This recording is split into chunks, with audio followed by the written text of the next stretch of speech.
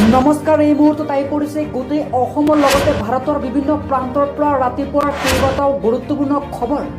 আজি হৈছে ২৭ নৱেম্বৰ, দিন বৃহস্পতিবাৰ, আৰু এনেবোৰ গুৰুত্বপূৰ্ণ খবৰসমূহ নিতৌ চাবলৈ চেনেলটো ছাবস্ক্ৰাইব কৰি ভিডিঅ'টোত এটা লাইক কৰি দিব। আজিৰ প্ৰথম গুৰুত্বপূৰ্ণ খবৰটো হৈছে ৰাজ্যবাসীৰ বাবে এটা ডাঙৰ খবৰ।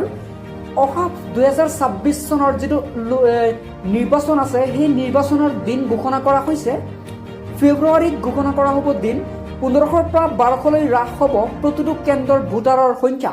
ৰাজ্যত ইতিমধ্যে ১৮২৬টালৈ বৃদ্ধি কৰা হ'ব ভোট কেন্দ্ৰ।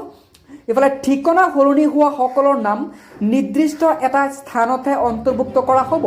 যিসমূহ অযোগ্য বহু ভোটাৰ আছে তেওঁলোকৰ নাম কৰ্তন কৰা হ'ব তালিকাৰ পৰা। এইবাৰ সংবাদমেল যোগে জনালে এইবাৰ ৰাজ্যিক নিৰ্বাচনী বিষয়াই। অহা ফেব্ৰুৱাৰী মাহতেই ঘোষণা হ'ব অসম বিধানসভা নিৰ্বাচনৰ তাৰিখ।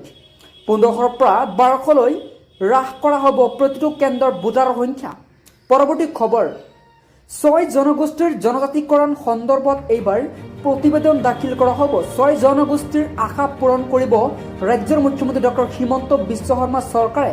হিমন্ত বিশ্ব শৰ্মাই এইবাৰ এটা ডাঙৰ মন্তব্য কৰিছে। ৬ জনগোষ্ঠীৰ জনজাতিকৰণৰ সপোন পূৰণ হোৱাৰ দিশে এইবেলাই বাতৰি মেলিছে। কিন্তু প্ৰতিবেদন ইতিমধ্যে দাখিল কৰা হ'ব বুলি মন্তব্য কৰিলে হিমন্ত বিশ্ব শৰ্মাই। ৩গৰাকী মন্ত্ৰীক গোটে দাখিল কৰা প্ৰতিবেদনত অনুমোদন। জনজাতি লোকৰ ক্ষতি নোহোৱাকৈ ৬ জনগোষ্ঠীৰ জনজাতিকৰণ হ'ব ৰাজ্যত। চলিত বিধানসভাতেই প্ৰতিবেদন সদনত দাখিল হোৱাৰ সম্ভাৱনা আছে। কাইলৈ অৰ্থাৎ আজি জনজাতি পৰিক্ৰমা বিভাগে এই প্ৰতিবেদন দাখিল কৰিব। কেবিনেট বৈঠকৰ অন্তত ঘোষণা কৰিছে মুখ্যমন্ত্ৰীয়ে। পৰৱৰ্তী খবৰ, মিয়াৰ ভোট আমাক লাগিবই। এইবাৰ অসমত তথা যিসমূহ মিয়া আছে, ৰাজ্যত যিসমূহ মিয়া আছে, সেইসমূহৰ ভোট আমাক লাগিব। অসমৰ মিয়াৰ ভোট বিচাৰি এটা ডাঙৰ মন্তব্য কৰিছে বিজেপি বিধায়ক।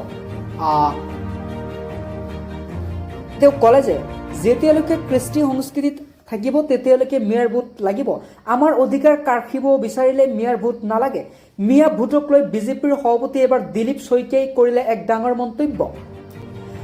মিয়াৰে ভৰ্তি হৈ আছে কংগ্ৰেছ। মিয়াৰ পৃষ্ঠপোষক কেইজন কংগ্ৰেছত আছে। এইবাৰ এজন বিধায়কে, এজন ব্যক্তিয়ে এটা ডাঙৰ মন্তব্য কৰিছে। তেওঁ ক'লে মিয়াৰে ভৰ্তি হৈ আছে সমূহ কংগ্ৰেছ দল। এই মন্তব্য কৰাৰ পাছতেই তীব্ৰ চাঞ্চল্য বিৰাজ কৰিছে। বৰ্তমান মিয়াৰ পৃষ্ঠপোষকক কেইজন সন্দৰ্ভত কৰিছে, কোনে কাক চুঙা খাই ফুৰিছে ৰাইজে দেখিছে। এই মন্তব্য কৰিছে যুৱকজনে।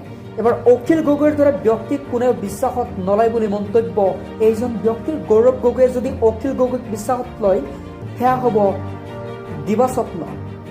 কেৱল জঁপিয়াই ফুৰিব বিচাৰে অখিল গগৈয়ে। অখিল গগৈয়ে কেৱল জঁপিয়াই ফুৰিব বিচাৰে।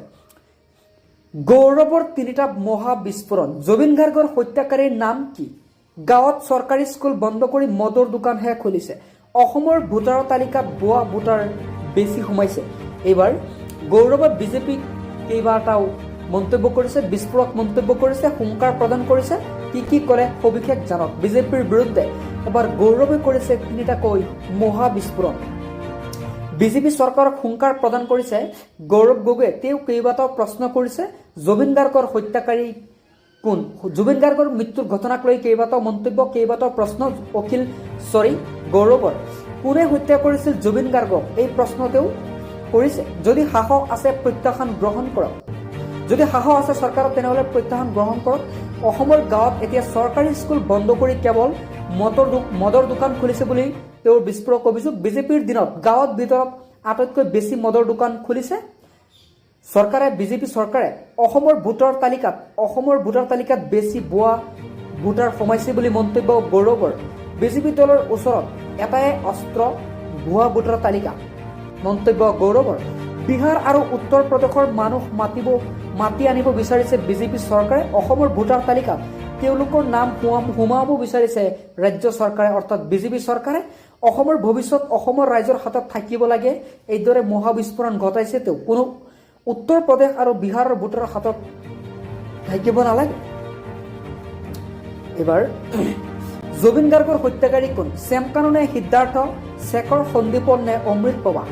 এতিয়া জুবিন গাৰ্গৰ মৃত্যুৰ ঘটনাৰ মূৰত ওলাইছে আন এটা বিস্ফোৰক। জুবিন গাৰ্গক হত্যা কৰা হৈছিল। জুবিন গাৰ্গক এজনে হত্যা কৰিছে আৰু 4জনে সহায় কৰিছে। ৰাজ্যৰ মুখ্যমন্ত্ৰী ডক্টৰ হিমন্ত বিশ্ব শৰ্মাই কৰিছে এইবাৰ কেইবাটাও মন্তব্য। জুবিন গাৰ্গক হত্যা কৰা হৈছে, গতিকে জুবিন গাৰ্গৰ হত্যাকাৰী কোন? শ্যাম কানু, সিদ্ধাৰ্থ, শেখৰ, সন্দীপন নে অমৃতবা? এওঁলোকৰ মাজত কোন হয় জুবিন গাৰ্গৰ হত্যাকাৰী? চিনাক্ত কৰা হৈছে জুবিন গাৰ্গৰ হত্যাকাৰী। ইতিমধ্যে জুবিন গাৰ্গক হত্যা কৰা হৈছিল বুলি হিমন্তই কৈছে এক ডাঙৰ মন্তব্য। SITৰ হাতত সকলো তথ্য আছে, গতিকে আমি লাহে লাহে এটা এটাকৈ জনাম অসমবাসী ৰাইজক। অসমবাসী ৰাইজক 100% ন্যায় দিম, এই মন্তব্য হিমন্ত বিশ্ব শৰ্মাৰ। জুবিন গাৰ্গক দনৰ বাবে মৃত্যু কৰা হৈছে বুলি হিমন্ত বিশ্ব শৰ্মাই কৰিলে এক ডাঙৰ মন্তব্য।